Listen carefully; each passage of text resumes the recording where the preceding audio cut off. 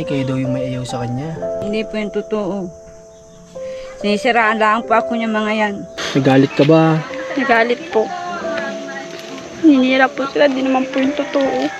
Totoo ba, Evangeline, na kayo yung may ayaw sa papa nyo? Hindi po. Sinisiraan po kami na Sira yun po daw kami po. nung Ngayon po mga tama daw yung mga anak ko, sasama daw po ng ugali. Good day sa lahat ng manonood natin sa ating mga platform. Muli po Marcos TV Channel, ang inyong lingkod. Ngayong araw, dito ako ngayon kala Rubilin, kala Evangeline, para kamustahin natin sila syempre. At galing na rin kami sa ibang barangay, nakapagpatid na tayo ng munting blessing. At ngayon dito naman tayo. Tara, samahan niyo po kami. Si nanay, oh. Ano? Nay, saan ka punta, nay? Ay, sige po. Sundin daw niyo yung mga bata. Sabi po kami, walang huli na ka. Kamusta po, nanay, ang panghuli niyo ng isda? Kalahating kate lang po. Nanghuli po kayo ngayon? Kakalahating kate po, lakas ng dagat. Natapon kami sa alon. Ay, natatalo kayo ng alon. Oo. Nasaan ang huli nyo? Bilhin na po. Ay, may naibenta nyo. Opo, Ay, maganda na, at kahit paano naibenta. Maliliit nga po. Maliliit ang huli. Nagaano po sila, Evangeline, sa dagat ngayon? Yung pong bangka, Kinukuha nila? nakaganito Ay, po tataas. Okay. sa amin. Ay, nakasabit ng ganyan. Opo, may tali. May tali, tas palutang-lutang lang yan. Opo, pagkakahuli po, silid namin dito. Ganyan pala yung diskarte nila sa panghuli dito Ito ng isda. naman po ay nakalagay sa aming liig. Saan po yan nakalagay, na? Sa ganito po. Ay, sa ganyan. Buti nakakapangawil pa po kayo ng maayos kung nakaganyan.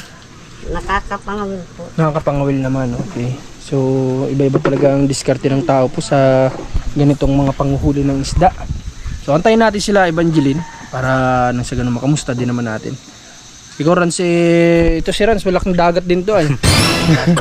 Nung nasa dagat ka ba, Rans, anong diskarte para, nasubukan mo mangawil ng isda?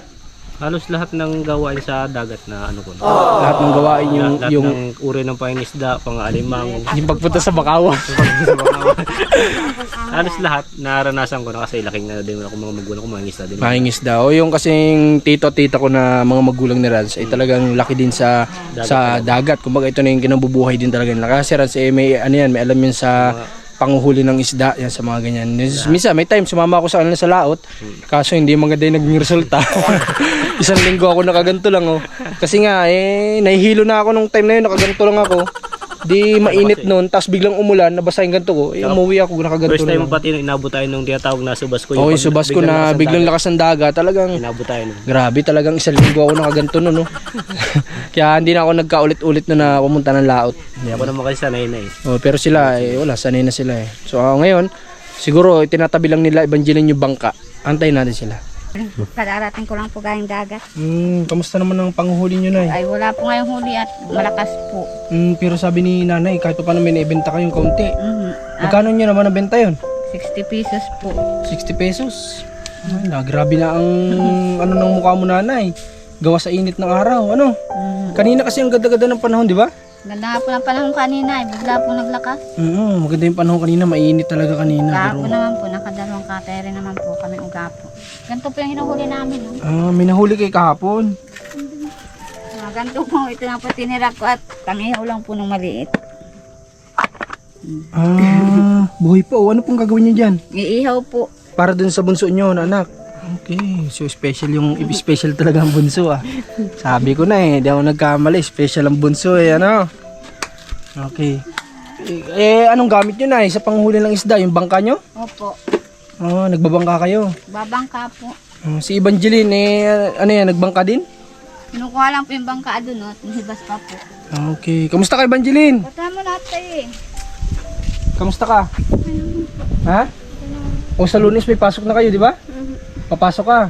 Okay. Ano nyo, saan nyo tinatabi yung bangka ni ate mo? Magkatulong ba sila ni ate niya? Hindi, siya lang. Ikaw lang nagbubuhat ng bangka? Tulong po kami nito. Pero ngayon, nung nandun ka kanina, ikaw lang solo. Nandun din po yung kapatid ko isa. Andun din. Saan nyo dinadala yung bangka na yun? Saan nyo itinatabi? Dito po. Umabot dito? Dinadala nyo pa rito? Okay, para mas safe nga naman, ano? Okay, si ate mo nasaan pala? Sa Kalabaka po. Anong ginagawa niya doon? Dito po ano. Nabili daw ng pinitpit. Bumibili ng pinitpit. Pinitpit para sa nganga yan, di ba? Sino po ba naganganga? Ah, yung mama pala. Yung mama pala naganganga. Okay, halika muna Evangeline. Baka hindi na namin maantay si Robilin. May gusto lang ako sa inyo itanong. Nay, ganito kaya din po kasi ako napapunta dito. Kasi may nag-request sa akin na kamag-anakan niyo yun. Nag-message po sa akin. Ano po? Na ang sabi po totoo po ba yun Nay na hindi daw po totoo na sila yung inayawan ng tatay, kayo daw yung may ayaw sa kanya? Hindi po totoo yun. Hindi po totoo yun. Kakamali po yun. Titisin ko baga pa ang ganitong hirap. Sa totoo nga lang po talaga po February po nung yun ay lumayas. Hindi pa ako maghihirap ng ganito kung hindi po yung totoo. Gawa-gawalaan po yun nun at yun po ay mga kampi po yun doon sa kapatid. Okay. So, kaya nga ako dito pumunta talaga. Kasi ako namang maniwala na lang sa isang side o ano. Kaya pumunta ako dito kay Evangeline para maano din natin. Kasi nagre-request sila na sabi nila alamin niyo po yung totoo. Kasi hindi po totoo yan. Sabi ko gusto ko marinig yung side nila nanay. Nila Evangeline para na sa ganun malaman din natin. So, ang sinasabi ni nanay ay hindi yung totoo, Nay. Hindi po yung totoo. Sinisiraan lang po ako yung mga yan. Iwan nga po ako nung tatay niya mga yan. Kaanak ko nga po. February 18 po, 2012. Kaya po hindi ko nalilimutan yun. At yun po ang kapanganakan ng bunso ko na pinamigay. Grabe. So hindi ko lang magets bakit kailangan may ganito kung totoo talaga sasabi ni nanay na yun talaga nangyari na yung papa nilang nang iwan sa kanila. Oo, nangabit po yung ama niyan. Hindi baga po naman, ang paalam po ay magtatrabaho lang daw po. Ay pagdating po ng oras na bahitaan ko may kabit naman pala sa Kapalungga. Kainom-inuman pa nila sa alak. Si Evangeline din, syempre alam niya din yun. May masasabi din si Oo, Evangeline, alam di po ba? niyan. Sa tingin mo Evangeline, may idea ka kaya kung sino yun? Tita po niya. Kapatid niya yun?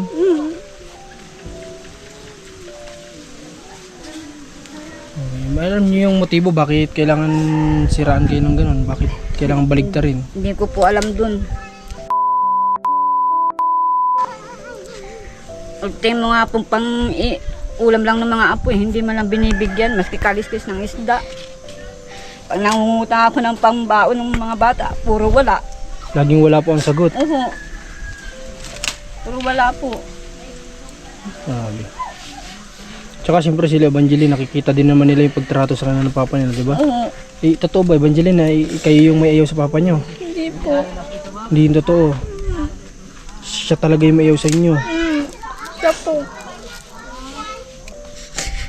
Grabe, oh. Kasi hindi naman di sana kung sila Evangeline yung may ayaw bakit naman nila ayawan? Ayoko naman sanang patulan na yung mga ganung pang-usapin kasi nga ang gusto ko lang Pero ano po naman. yan, tatlo po yan, nababasa ko. Yung pong, Ano babasa niyo rin? oo, yung pong pakabit po ng asawa ko. Nagme-message din doon? Oo, may mga chat. Kayo ba Evangeline nakita niyo? Sinisiraan po kami Sira na po yun daw kami po. nung anak ng kabit. Ngayon po mga tama daw yung mga anak ko, sasama daw po ng ugali. Saan niyo nabasa yan? Comment Sa po. comment Comment po. section sa Facebook o sa YouTube? Sa Facebook po. Lumalabas dito na hindi lang kami yung talagang nakapansin din ng mga comment doon. Hindi ko kasi alam kung sino doon, kung kamag-anak ba nila yun o hindi. Pero sila nga nagsabi, sila pala mismo nakita sa comment section na mayroon doong tao na kilala nila na sinisiraan sila sa comment section. Na ang sinasabi na ano daw? Tama daw po yung mga anak ko, sasama daw po ng ugali. Tapos sabi pa po mga dugyot. Walang magagawa kung ganito yung postura ng magkakapatid kasi mahirap lang sila, wala silang maibili ng maayos na na susuotin nila. Tsaka ang hirap naman siguro na manamit ka ng postura ka, 'di ba? Tapos alam mo naman na talagang yung mga magulang mo dumadaan din naman talaga sa paghihirap, 'di ba? Hindi kailangan nila Evangeline na maging pumorma ng maayos o ano man, magdamit na ano, 'di ba? Kasi yan yung ano, yan yung reality ay. Hindi naman kailangan magmukhang decente tayo sa mata ng tao para lang irespeto tayo, 'di ba? Which is yan yung reality, ang tao dinidepende nila yung ibibigay nilang respeto sa iyo sa status mo sa buhay. Pero sana naman hindi ganoon na yun nga na pati sa comment section pala sinisiraan sila. Disiraan po kami nun. Pinagbigyan ko lang din na alamin yung ano, pero sabi ko nga ayaw ko na sana talagang pag-usapan yung ganito kasi ayaw ko naman na ng problema, gusto ko lang sila tulungan. Kaso nga lang, parang unbiased naman daw kung hindi natin mismo tanungin sa kanila. Eh ngayon tinanong ko na, pinabubulaan na naman yun nila nanay. Yung ba Evangeline, may tatanong sa'yo, yung sa side ba ng papa mo hindi rin kayo nagpapansinan? Hindi po. Kahit sila, hindi rin? Hindi. Pero wala namang, kapag nakakasalubong nyo, wala namang ginagawa sa inyo. Wala naman po. Wala kayong naririnig na sinasabi-sabi, ganyan. Wala naman. Wala naman. Ito po mga bata, nakikilala po ng apong lalaki pag lasing. Pag hindi po lasing, hindi sila iniimikan. Okay. So, sana wala nang hindi na tumusundan yung paninira kala Evangeline na ganito kala nanay kasi sila na nga po yung iniwan, sila na nga yung nakakaawa dito. Tapos sila pa ba yung sisiraan po ng ganito? So, ano lang naman, sa atin lang naman gusto lang natin matulungan sila para nasa ganun kahit pa paano makatapos si Evangeline sa kanyang pag-aaral. At sa side po ng asawa ni nanay, sa dating asawa niya, sana naman wag na nating silang bigyan ng stress pa kasi nababasa ng mga bata pala yung comment ninyo, sasama lang lalo yung loob nila. Kailan ito Evangeline nyo nabasa? Yung first vlog pa ba natin? Unang vlog natin o pangalawa? Pangalawa. Dun mo nabasa. Si ate mo nakita din yun? Anong nasabi ni ate mo?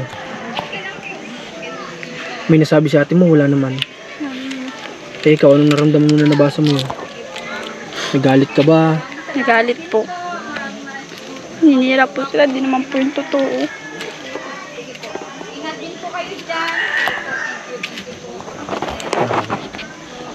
Hindi natin may iwasan talaga, nasa social media kasi tayo yung mga ganitong pangyayari. Kumbaga siguro sila naman, ang dinidepensa nila, yung kuya nila,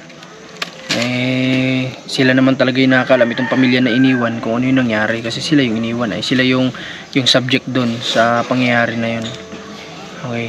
So, Nay, yan nyo na. Basta ako, pinagbigyan ko lang din sila para hindi tayo magmukhang bias, ano? Pero huwag kayong mag-alala at kahit ano man mangyari, kahit ano pa yung kwento na yan, sa amin, hindi kami titigil na tulungan kayo, ano? Sabot na mga kaya namin gagawin namin para sa inyo. Ha?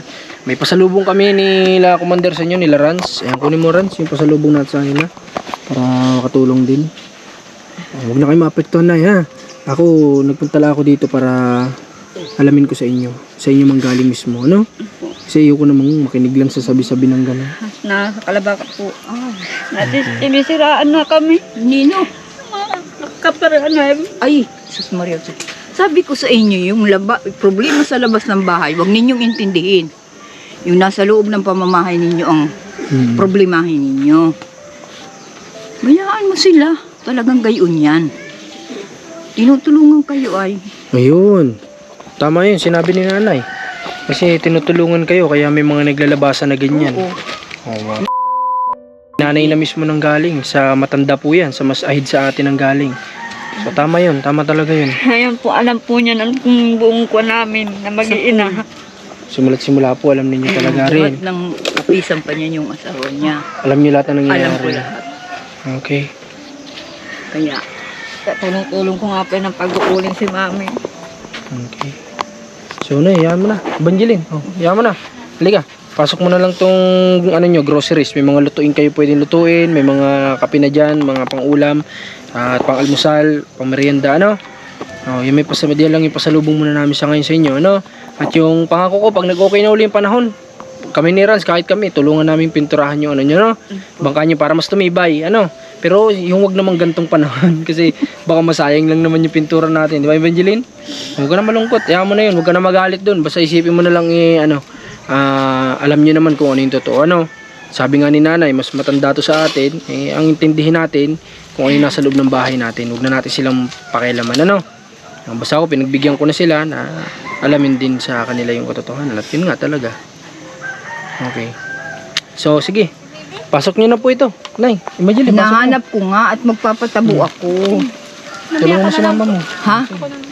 Sige na. Oh, yun. May magtatabo pala si Evangeline. Wala pa si Dede. Para, yan kasi yung ginagawa nila ditong extra income magkapatid. Yung may mga nagpapatabo, sila nagtatabo. Kaya mo ba, Evangeline?